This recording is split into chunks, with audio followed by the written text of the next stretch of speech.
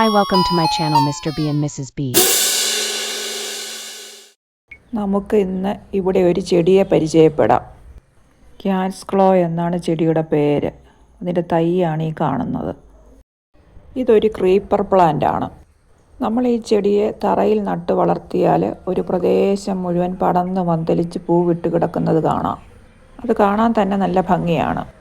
ഇങ്ങനെ തറയിൽ നട്ട് വളർത്തുന്ന ചെടിയെ പരിപാലിക്കുന്നത് ബുദ്ധിമുട്ടുള്ളവർക്ക് നമുക്കിതിനെ ചെടിച്ചട്ടിയിലും ഒതുക്കി വളർത്തിയെടുത്ത് പൂ പിടിപ്പിക്കാൻ പറ്റുന്നതാണ്. ഉപയോഗശൂന്യമായ ചില വസ്തുക്കൾ ഉപയോഗിച്ചാണ് ഇവിടെ ചെടിച്ചട്ടിയിൽ ഈ ക്യാറ്റ്സ് ക്ലോ വളർത്തിയിരിക്കുന്നത്. തറയിലും മറ്റും ക്യാറ്റ്സ് ക്ലോ ചെടി വളർത്തിയെടുക്കുമ്പോൾ ഒരുപാട് പടർന്ന് പന്തലിക്കുന്നത് കാരണം ഇടയ്ക്കിടയ്ക്ക് പ്രൂൺ ചെയ്ത് കൊടുക്കണം. അല്ലെങ്കിൽ അത് ആ പ്രദേശം മുഴുവനും വ്യാപിച്ച് അടുത്തുള്ള മരങ്ങളും ചെടികളുമെല്ലാം നശിപ്പിക്കും. ഇതുപോലെ ചെറിയ ചെടിച്ചട്ടികളിലോ മറ്റോ വളർത്തുകയാണെങ്കിൽ ആ ഒരു പ്രശ്നം ഒഴിവാക്കാം. ഇവിടെ നഴ്സറിയിൽ നിന്നും വാങ്ങിയ ഒരു ചെറിയ പ്ലാന്റാണ് ഞാൻ ഈ വിധത്തിൽ ഒരുക്കിയെടുത്തിരിക്കുന്നത്. ഇത് 2 കൊല്ലം മുമ്പ് വാങ്ങിയ ഒരു ചെടിയാണ്. വാങ്ങിയപ്പോൾ ഒരു ചെറിയ കവറിലായിരുന്നു ഇതിൻ്റെ തൈ കിട്ടിയത്. പിന്നീട് മറ്റു ചെടികളൊക്കെ നടുന്നതുപോലെ തന്നെ ഇതിനെ മറ്റൊരു പോട്ടിലേക്ക് മാറ്റുകയായിരുന്നു. ഇതിനു വേണ്ടി നല്ല നീർവാർച്ചയുള്ള ഒരു ചെടിച്ചട്ടി എടുക്കുക.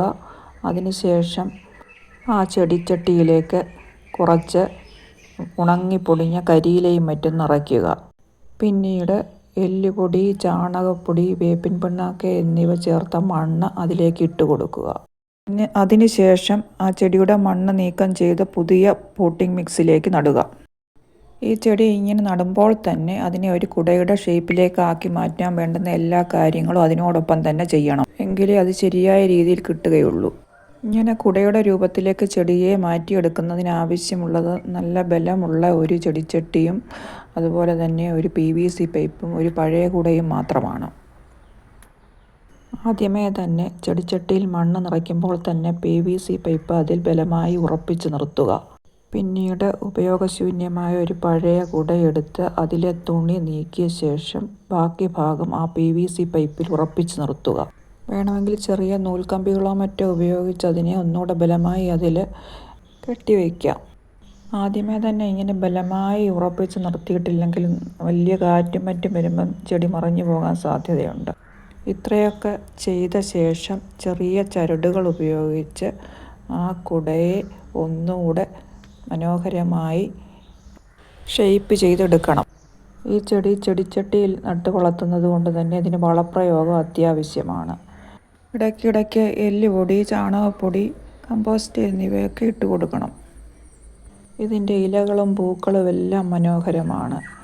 നല്ല ഇളം പച്ച നിറത്തിലുള്ള തളിരിലകളും കടും പച്ച നിറത്തിലുള്ള ഇലകളും മഞ്ഞപ്പൂക്കളും അതിമനോഹരമായ ഒരു കാഴ്ചയാണ്.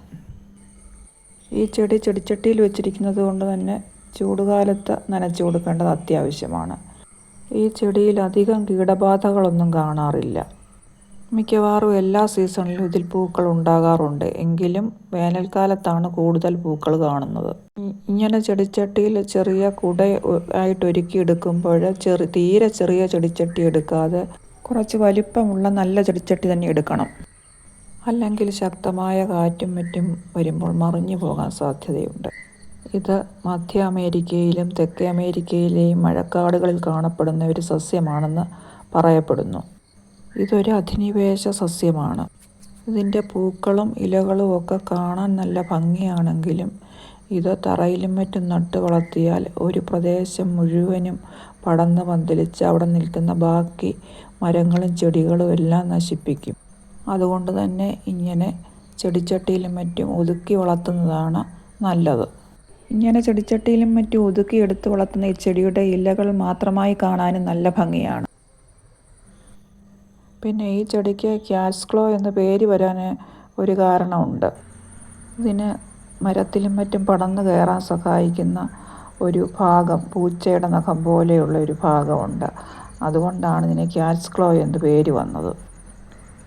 ഇതിൽ പാമ്പും മറ്റും കയറില്ലെന്നാണ് പലരും പറയുന്നത്. പൂച്ചയുടെ നഖം പോലുള്ള ആ ഭാഗം ദേഹത്തും മറ്റും ഇങ്ങനെ അള്ളിപ്പിടിക്കുന്നത് കാരണം മറ്റ് ജീവികൾക്കും പാമ്പുകൾക്കും ഒന്നും ഇതിൽ കയറിയിരിക്കില്ലെന്നാണ് പറയുന്നത്.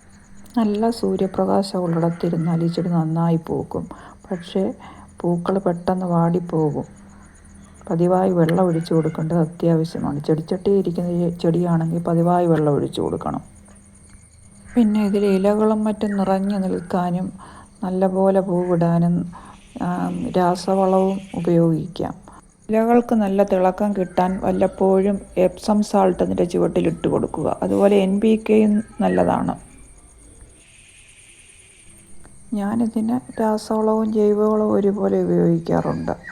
ഈ ചെടി കുറച്ച് പടർന്ന് പന്തലിച്ചപ്പോഴത്തേക്ക് ഒരു കാറ്റ് വന്ന് വീണുപോയി. ഒരു ചെറിയ ചെടിച്ചട്ടിയിലായിരുന്നു ആദ്യമേ വെച്ചിരുന്നത്. പിന്നീടത് ഒരു പഴയ പെയിൻറ്റ് ബക്കറ്റിലോട്ട് മാറ്റി വെച്ചു. അതിനുശേഷം അത് കുറേശ്ശെയായിട്ട് പടർന്ന് പന്തലിച്ച് വരുന്നതേ ഉള്ളൂ. ചെറിയ തോതിലൊക്കെ പൂവിട്ട് തുടങ്ങി. ഈ ചെടിയുടെ തൈകളൊക്കെ ഉണ്ടാക്കിയെടുക്കാൻ എളുപ്പമാണ്. ഇതിൻ്റെ ചെറിയ കമ്പുകൾ മുറിച്ച് വളർത്തിയെടുക്കാവുന്നതേ ഉള്ളൂ. എന്തു തന്നെ ആയാലും ചെടിയും പൂവും ഇഷ്ടപ്പെടുന്നവർക്ക് ഈ ക്യാറ്റ്സ് ക്ലോ ചെടി ഇഷ്ടപ്പെടും. എങ്ങനെയായാലും ഇത് തറയിൽ നട്ട് വളർത്തിയെടുക്കുന്നത് ശ്രമകരമായ ജോലി തന്നെ. പിന്നീടത് പണിയാകും. ഇങ്ങനെ ഉപയോഗശൂന്യമായ പല പാഴ്വസ്തുക്കളും ഉപയോഗിച്ച് നമ്മുടെ ഗാർഡൻ അതിമനോഹരമാക്കി തീർക്കാം. ഇതുപോലെയുള്ള ക്രീപ്പറുകളും ക്ലൈംബറുകളും ഒക്കെ വളർത്തിയെടുക്കുന്നതിന് പഴയ ഒരു കുട മാത്രം മതി. പിന്നെ ഞാൻ എൻ്റെ എല്ലാ ചെടികൾക്കും വീട്ടിൽ തന്നെ ഉണ്ടാക്കിയെടുക്കുന്ന ജൈവവളമാണ് ഉപയോഗിക്കുന്നത്. രാസവളം വളരെ കുറച്ച് മാത്രമേ ഉപയോഗിക്കാറുള്ളൂ. വീട്ടിൽ തന്നെ തയ്യാറാക്കിയെടുക്കുന്ന പച്ചക്കറിയുടെ വേസ്റ്റും ഉള്ളിത്തൊലി, മുട്ടത്തോട് ഇങ്ങനെയൊക്കെയുള്ള വസ്തുക്കൾ കൊണ്ട് ഉള്ള വളമാണ് എല്ലാ ചെടികൾക്കും ഉപയോഗിക്കുന്നത്. രാസവളം കൂടുതലായിട്ട് ഉപയോഗിച്ചാൽ ചെടിയുടെ വേരുകളുമൊക്കെ നശിച്ചു പോകും. അതുകൊണ്ട് ജൈവവളം ഉപയോഗിക്കുന്നതാണ് നല്ലത്. പിന്നെ വല്ലപ്പോഴും ഒക്കെ രാസവളം ഇട്ട് കൊടുക്കാം. രാസവളം ഉപയോഗിക്കുകയാണെങ്കിൽ എപ്പോഴും വളരെ മിതമായ തോതിൽ മാത്രമേ ഇട്ട് കൊടുക്കാവൂ. അല്ലെങ്കിൽ ചെടി കരിഞ്ഞു പോകും. അതുപോലെ തന്നെ രാസവളം ഇട്ട ശേഷം പെട്ടെന്ന് തന്നെ വെള്ളം ഒഴിച്ചു കൊടുക്കുകയും വേണം. അല്ലെങ്കിൽ ചെടിക്കത് ദോഷമാണ്. പിന്നെ ഈ ക്യാറ്റ്സ് ഗ്ലോ പോലുള്ള ചെടികളൊക്കെ തറയിൽ നട്ട് വളർത്തുകയാണെങ്കിൽ യാതൊരു വളപ്രയോഗം വേണമെന്നില്ല. തന്നെ പടർന്ന് പന്തലിച്ചോളും. അടുത്ത വീഡിയോയുമായി പിന്നെ കാണാം.